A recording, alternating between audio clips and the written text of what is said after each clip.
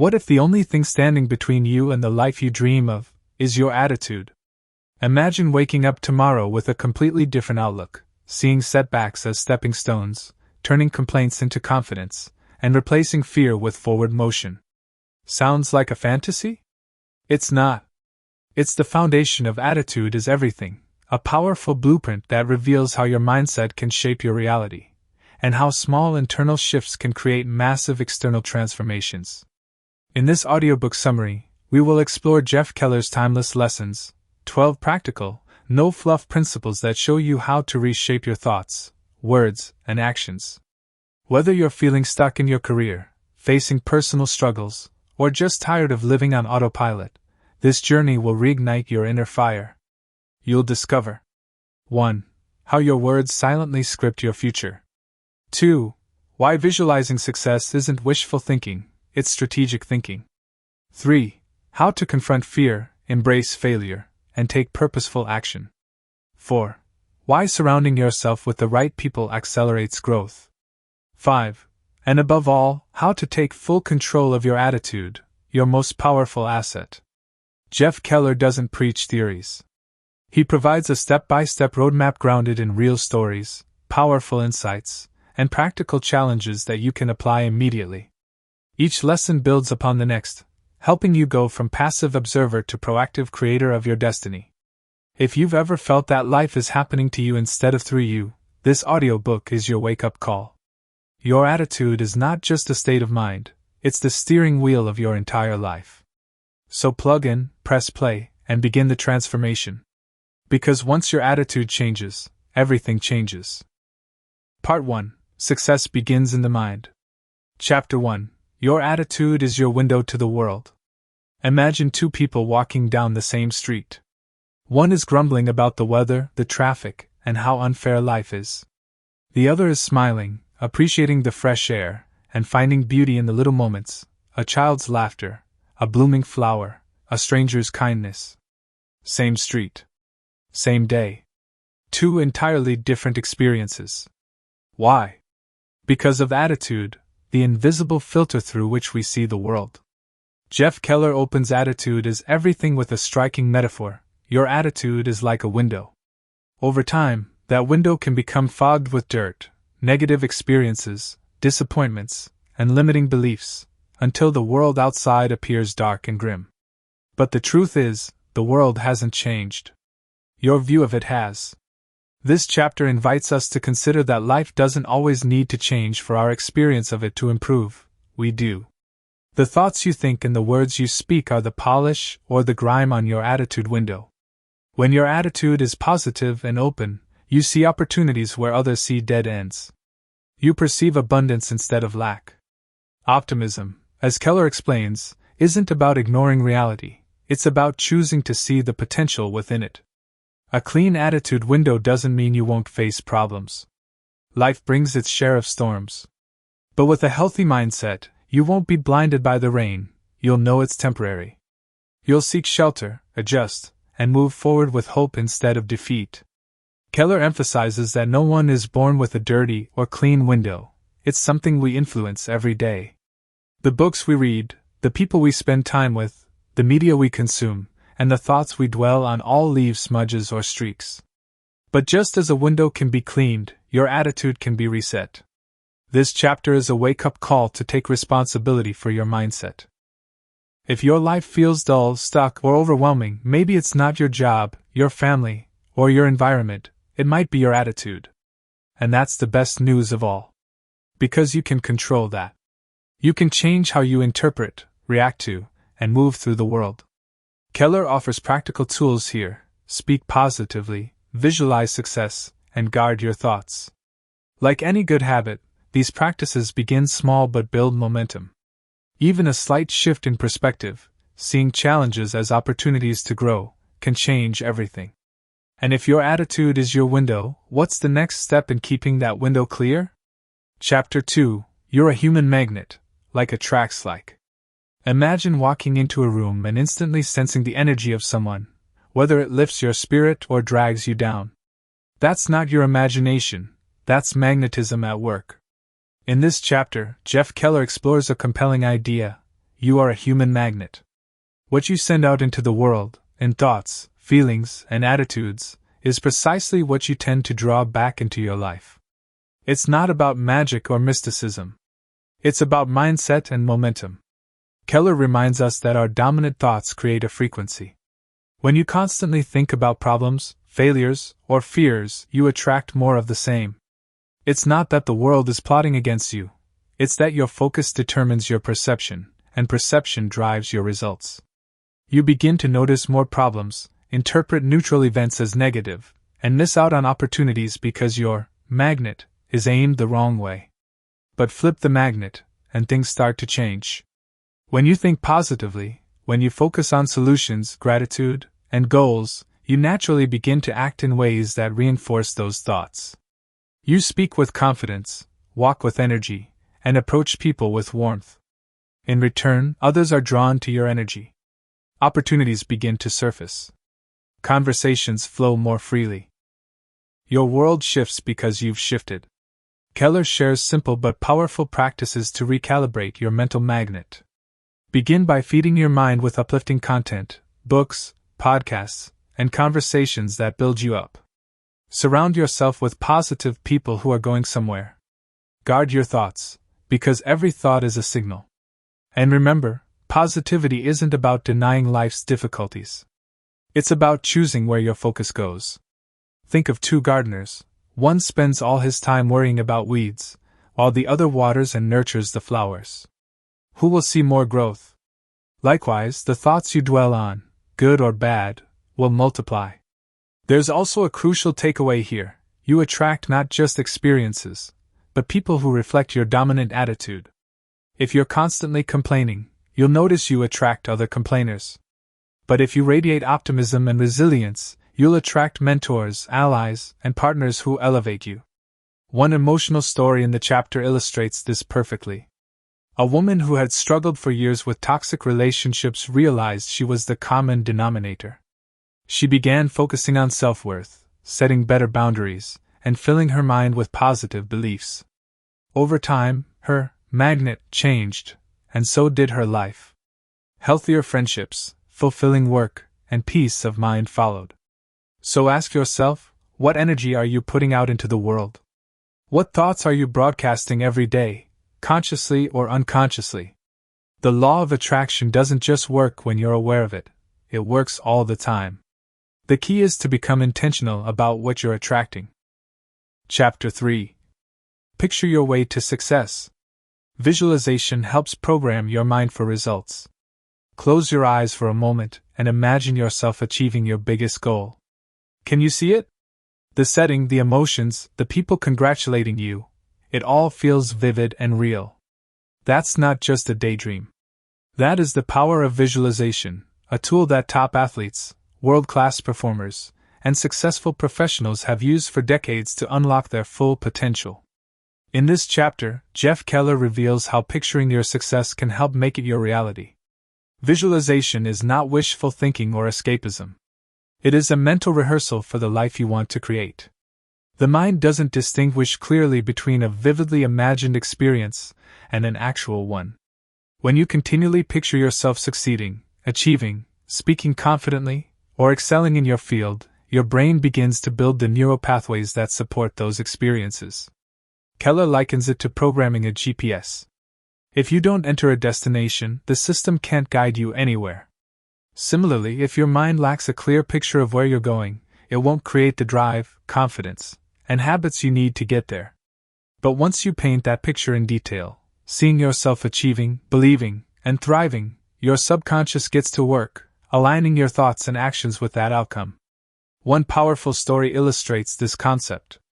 A young man who dreamt of becoming a pilot started visualizing every detail, sitting in the cockpit, feeling the controls, hearing the tower's instructions. He didn't have the money for training yet, but his mental clarity gave him motivation and focus. Within a year, he had found a mentor, received a scholarship, and started flying lessons. He credited his success to seeing it long before it came true. Visualization also has the power to override fear and doubt. When you repeatedly imagine yourself speaking in public with confidence, for example, you begin to dismantle the belief that you're incapable. Your brain starts accepting this new version of you as real, and gradually, your external reality begins to reflect your internal image. Keller offers a simple yet effective method: daily mental movies. Set aside a few quiet minutes each day to visualize your goals as already achieved. Feel the joy, the pride, the energy. Include all your senses. Do this consistently, and you'll start to notice changes, not just in your mindset, but in your motivation, your choices, and your outcomes. But there's one essential ingredient: belief. You must believe that what you're visualizing is possible. Without belief, visualization is empty. With belief, it becomes fuel. And here's the real beauty: visualization isn't limited to massive goals. You can use it to navigate daily challenges, to boost performance at work, to prepare for interviews, or to calm anxiety before big events. It's your private, unlimited tool, always available, always powerful. So the question is, what are you picturing each day? Because whatever it is, you're programming your mind to seek and create it. Chapter 4. Make a commitment, and you'll move mountains. Deep commitment turns dreams into actions. There's a quiet but powerful moment that separates those who merely wish for success from those who achieve it. That moment is called commitment. When you fully commit to a goal, something inside you shifts. Doubt gives way to determination. Excuses lose their power. And obstacles, no matter how tall, begin to shrink before your resolve. Jeff Keller reminds us that commitment is not simply stating your desires. It's about drawing a line in the sand and saying, "This is what I will do, no matter how long it takes, no matter how hard it gets." True commitment transforms dreams from vague ideas into daily action. It fuels persistence and provides clarity, especially when things become difficult or confusing. Keller shares a powerful story of a man named Ray Kroc, who, in his 50s, discovered a small burger stand run by the McDonald brothers. Ray saw potential where others saw a simple roadside restaurant. He committed fully, not partially, not casually, to building a fast food empire. The journey wasn't easy. He mortgaged his home, faced legal battles, and weathered rejection. But he never gave up. His commitment turned McDonald's into one of the most recognized brands in the world. The truth is, without commitment, talent means little. Ideas without commitment gather dust. Many people flirt with their goals. They try something once, face resistance, and give up. But those who are committed don't give up, they dig deeper. Keller encourages us to make what he calls a no matter what decision. That means deciding that your goal is non-negotiable. From there, your mind starts working differently. You begin to think creatively, act decisively, and recover quickly from setbacks. You begin to live with purpose. So, what dream have you been holding at arm's length, hoping for the right time, the right support, or the right circumstances? What would change if you finally committed, fully and unapologetically? Because once you commit, mountains begin to move, and the impossible begins to look inevitable.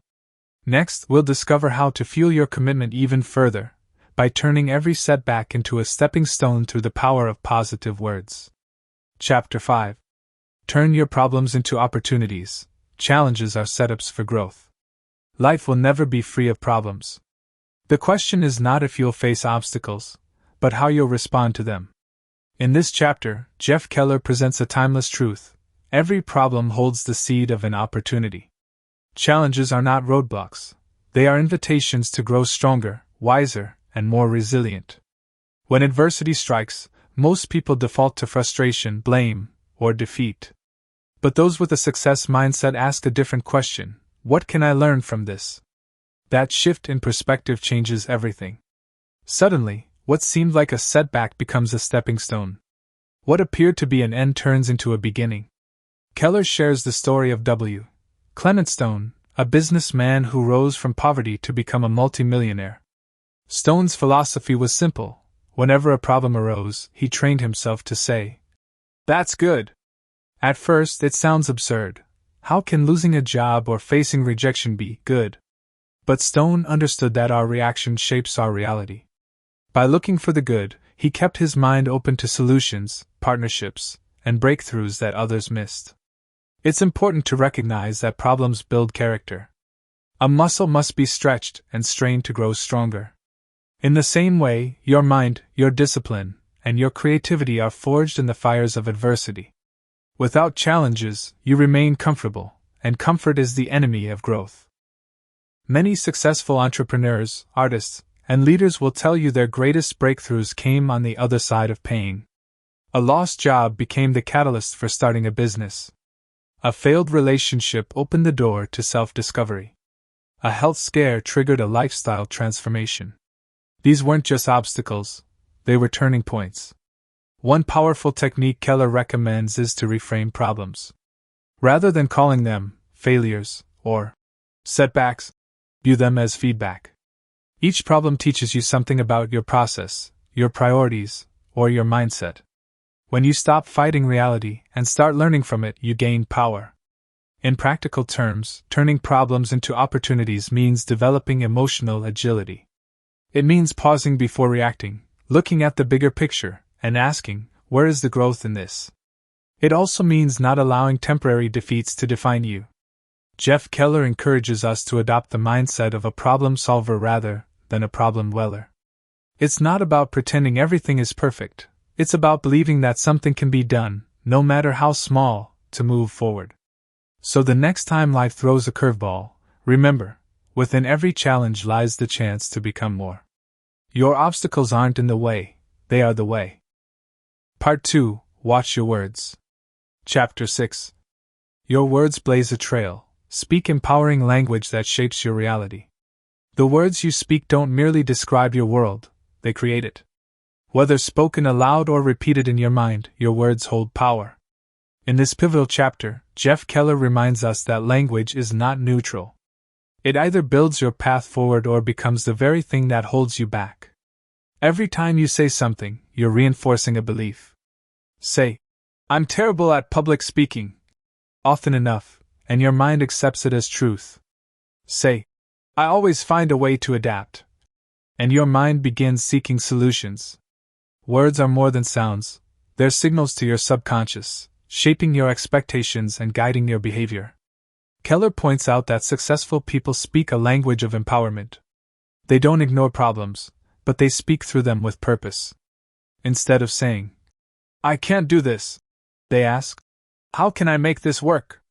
Instead of saying, I'm stuck, they declare, I'm working on a solution. These subtle shifts in phrasing open doors where others see walls. Think of your words as a steering wheel. If you consistently talk about limitations, your life begins to reflect those limits. If you speak with vision and positivity, your journey tends to move in that direction. The mouth may be small, but it has the power to direct the entire course of your life. Keller gives practical examples that resonate. Imagine two job seekers. One says, I probably won't get hired, there's too much competition. The other says, I have something valuable to offer, and I'm ready for the right opportunity. Same situation, completely different energy. And in most cases, that energy becomes a self-fulfilling prophecy. This principle also applies in relationships, careers, and health. Constantly saying, I'm tired, I'm broke, or things never work out for me, only reinforces your current struggles. On the other hand, speaking hope, even if things haven't changed yet, starts shifting your focus and behavior. Of course, this isn't about blind optimism or denying reality. It's about choosing constructive language. It's one thing to say, this is hard. It's another to say, this is hard, but I'm growing through it. The difference lies in intention. Keller encourages readers to eliminate toxic phrases like, I can't, I always mess up, or nothing ever changes. Replace them with language that reflects effort, growth, and possibility. I'm learning. I'm improving. I'm finding a way. One moving example comes from a man who overcame addiction. He said the transformation began not in rehab, but when he stopped saying, I'm hopeless, and started saying, I'm recovering. That shift in words created a shift in identity, and identity is where real change begins. So ask yourself, what are you telling yourself daily? Would you speak those words to someone you love? If not, don't speak them to yourself. Because your words aren't just commentary on your life. They are commands to your future. Chapter 7. How are you? Choose positive, energetic self-talk to uplift yourself. Hey, how are you? It's one of the most common questions we hear each day, and often one of the most underappreciated opportunities we're given. Most people respond on autopilot. I'm tired, I'm hanging in there. Or the ever-popular, not too bad. But what if your answer to that simple question could actually shape your entire day? In this chapter, Jeff Keller draws our attention to a powerful truth. The words you use in everyday conversations, especially about yourself, have the power to either uplift or deflate you. And it starts with how you respond to the question. How are you? You may not realize it, but your answer to that question is more than a casual reply. It's a form of self-talk, a declaration that reinforces your mood, mindset, and energy.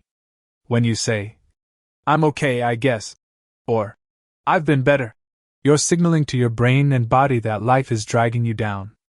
That small phrase becomes a subtle weight you carry through your day. Now, imagine instead replying with, I'm doing great, thanks, or I'm getting better every day. Even if your circumstances haven't changed dramatically, your energy and presence will. This kind of intentional, uplifting self-talk doesn't deny reality. It reshapes how you move through it. You're not pretending everything is perfect. You're choosing to engage with life from a place of strength, not defeat. Keller shares stories of people who changed their entire attitude by changing how they talk to themselves. One example is a woman battling unemployment.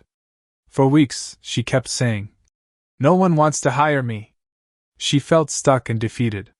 Then she started responding to friends with, "I'm preparing for the right opportunity." That shift lifted her confidence and helped her approach interviews with greater positivity, and eventually, she landed a job she loved. This isn't about being fake. It's about choosing your inner narrative. You may not control what happens around you, but you can control how you speak about it, and that makes all the difference. Jeff Keller emphasizes that you don't need to wait for a perfect mood to speak positively. In fact, speaking positively is what helps create that better mood. When you say, "I feel focused," or "I'm moving forward," you begin to feel it.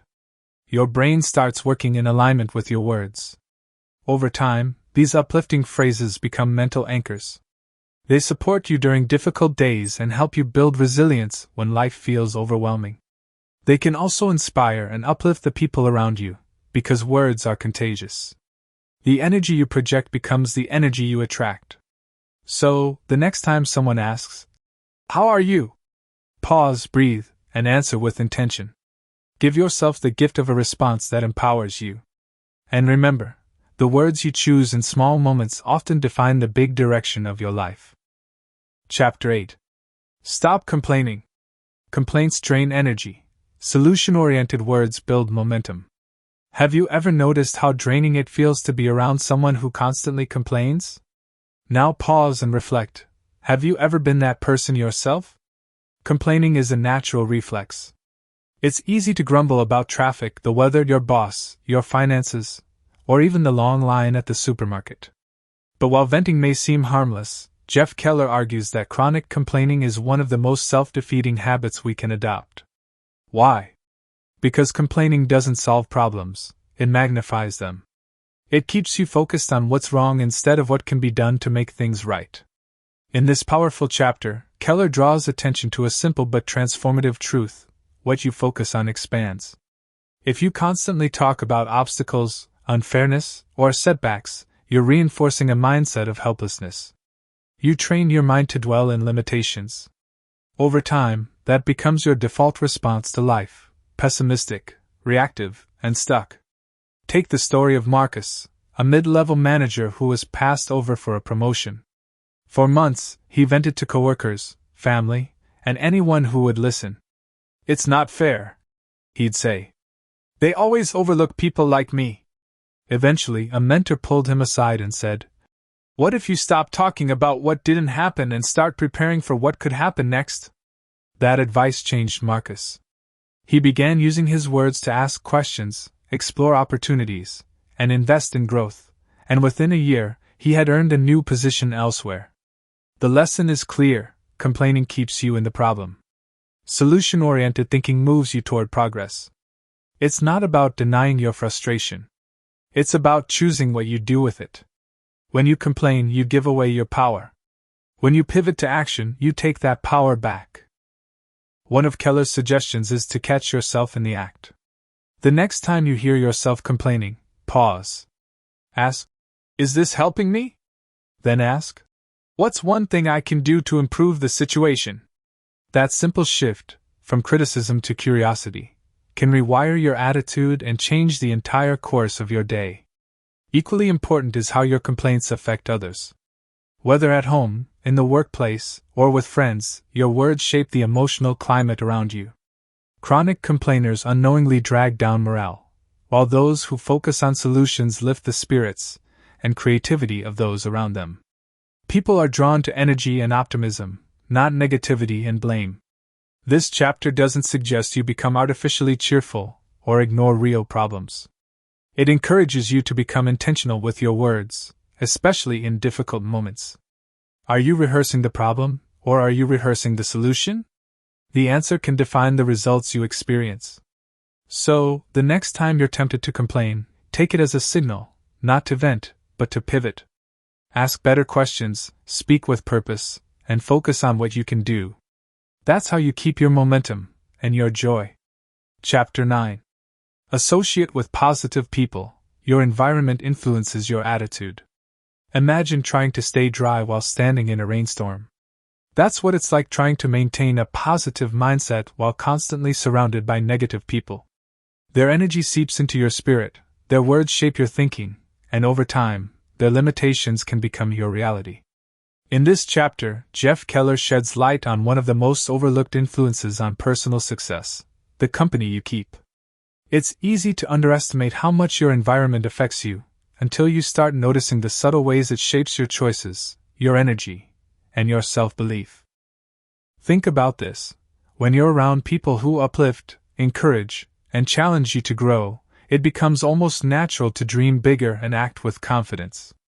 But if your inner circle is full of cynics, complainers, or those who constantly highlight risks instead of possibilities, your mindset can slowly begin to shrink. Take the story of Danielle, a young woman who dreamed of starting her own catering business. Her family and friends repeatedly told her, "It's too risky," or "You're not business-minded." At first, she pushed through. But over time, their doubts began to wear her down. She stopped researching, stopped planning, and eventually shelved the dream. It wasn't until she joined a local entrepreneurial group, where others encouraged her and offered support, that she reignited her passion and turned it into a thriving business. The message is clear: your tribe matters. You don't have to cut people off to protect your attitude, but you do need to be intentional about who you allow into your inner circle. Surround yourself with people who radiate possibility, who speak life into your dreams, and who believe in solutions more than problems. Keller suggests doing a simple audit. Who do you spend the most time with? Do they bring light or shadows? Do they challenge you to rise or pull you back into doubt? Just as important, be the kind of person others want to be around. If you're positive, solution-oriented, and genuinely supportive, you'll begin to attract similar energy. That's the power of vibrational alignment. Like attracts like, not just in thoughts, but in relationships too. And what if you're stuck in a negative environment you can't immediately escape, like a toxic workplace or unsupportive home? Keller advises strengthening your internal attitude shield. Feed your mind daily with empowering content, books, podcasts, affirmations, and seek out mentors or online communities that reinforce the mindset you want to live by. Even virtual encouragement can shift your state of mind. Remember, you don't have to walk your journey alone, but you do have to choose your travel companions wisely. The people you associate with can either fuel your flight or tether your wings. In the next chapter, you'll discover the tremendous difference between those who merely wish and those who act. It's a truth that can catapult your progress, and it starts with understanding the power of decisive action. Chapter 10. Confront your fears and grow. growth lies beyond your comfort zone. Fear. It's the silent saboteur of dreams. It whispers in our ears that we're not good enough, not ready, or not capable. It freezes us in place when everything within us is yearning to move forward. Yet, as Jeff Keller powerfully reminds us in this chapter, our greatest growth lies on the other side of fear. Think back to a time when you avoided doing something important. Maybe it was making a difficult phone call, speaking in public, or applying for a new opportunity. You hesitated not because you weren't qualified, but because fear built walls around your confidence. And here's the painful truth: every time we retreat from fear, we give it power. But every time we face it, even trembling, we reclaim a piece of ourselves. Keller shares the story of Mark, a mid-level manager who had always feared public speaking. Whenever asked to present, he'd find excuses or delegate. But deep down, he knew this fear was holding him back. With encouragement, he took a small step, joining a local Toastmasters group. At first, his voice shook. His hands trembled. But he kept showing up. Eventually, not only did he become a confident speaker, but he also secured a promotion due to his ability to lead meetings and inspire others. The lesson? Courage isn't the absence of fear. It's an action despite it. Fear is a compass. It often points to the very thing we must confront to grow. Whether it's the fear of rejection, failure, embarrassment, or change, it signals where transformation is waiting. Keller encourages us to adopt the mindset: feel the fear and do it anyway. Not recklessly, but bravely. Growth demands discomfort. No one builds muscle without strain. No butterfly emerges without struggle. You don't have to take massive leaps overnight. Start with small, intentional acts of courage. Speak up in a meeting. Introduce yourself to someone new. Share your ideas, even if your voice wavers. Each time you do, you chip away at fear's hold and strengthen your self-trust. Here's another powerful truth: most fears are stories, mental predictions of worst-case scenarios that rarely come true. Our brains are wired to protect us, but they often exaggerate the threat. The key is to separate imagined danger from real risk. When you challenge those internal stories, you begin to see fear for what it is: a signal, not a stop sign. Keller also emphasizes the importance of visualization in conquering fear. When you mentally rehearse success, your brain becomes familiar with the new experience. Your nervous system starts to relax, and confidence begins to build, even before you take action. Ultimately, confronting your fears is not just about checking off goals. It's about becoming someone new, someone stronger, braver, and more alive.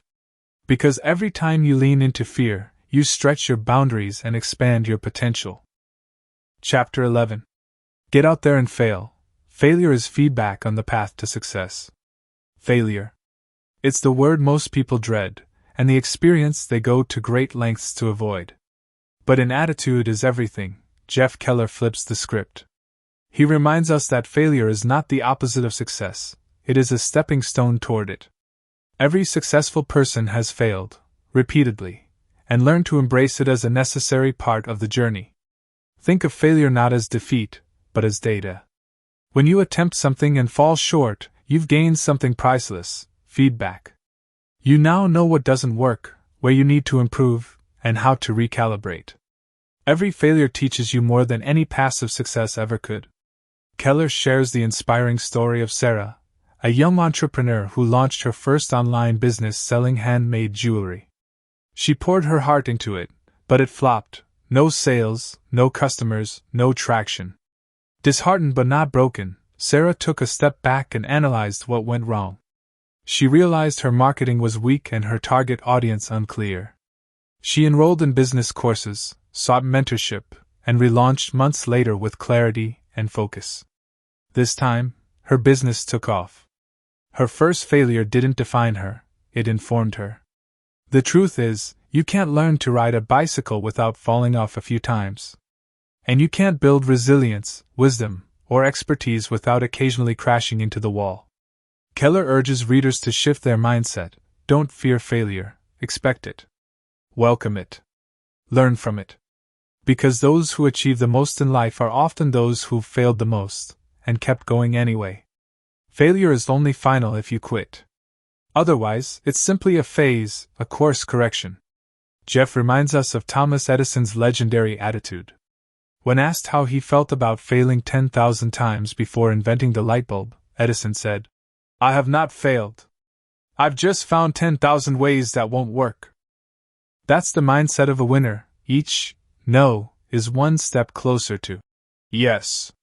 There's also a deeper psychological benefit to failing. It builds character. Each setback gives you the chance to develop patience, persistence, humility, and grit. It teaches you to keep showing up even when it's hard. And that, more than talent or luck, is what separates those who make it from those who don't. So, don't sit on the sidelines of life waiting until you're ready. Don't overthink, overplan, and overperfect. Get out there and try. Risk embarrassment. Risk being wrong. Risk rejection. Because in doing so, you permit yourself to grow.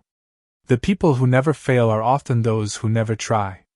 Jeff Keller leaves us with this empowering truth: failure is not falling, it's staying down. And if you're willing to get back up, to learn from every stumble, then you're already on the path to success. Chapter 12. Networking that gets results.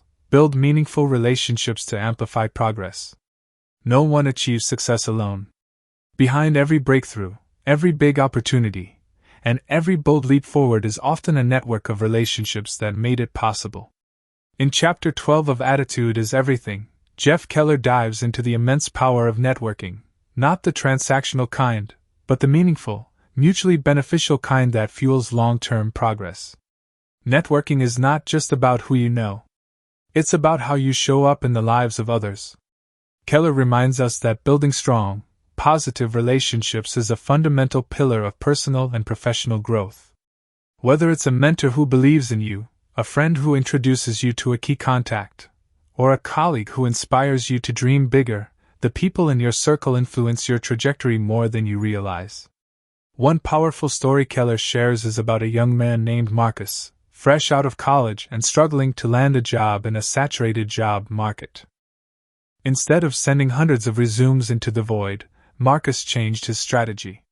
He began attending professional meetups, reaching out to alumni from his university, and volunteering at events related to his field. At every opportunity, he focused not on asking for a job, but on building genuine connections. He listened more than he spoke, offered help where he could, and followed up with gratitude. Within months, one of his new contacts introduced him to a hiring manager at a leading firm. Marcus landed the job, not because of a perfect resume, but because of a relationship built on trust and authenticity. His story illustrates what Keller emphasizes.